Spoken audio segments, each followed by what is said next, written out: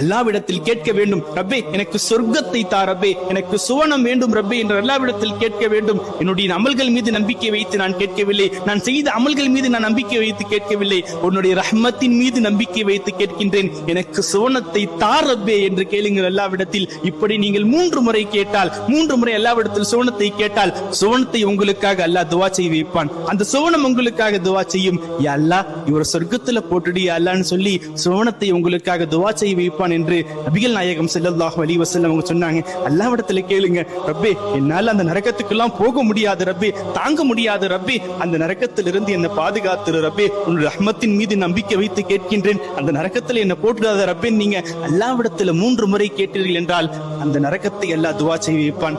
யா அல்லாஹ் இவரை நீ நரகத்துல போட்டுறாத யா அல்லாஹ், யா அல்லாஹ் இவரை நீ நரகத்துல போட்டுறாத யா அல்லாஹ் என்று நரகம் அல்லாஹ்விடத்தில் துஆ செய்யும் என்று நபிகள் நாயகம் ஸல்லல்லாஹு அலைஹி வஸல்லம் அவர்கள் சொன்னார்கள்.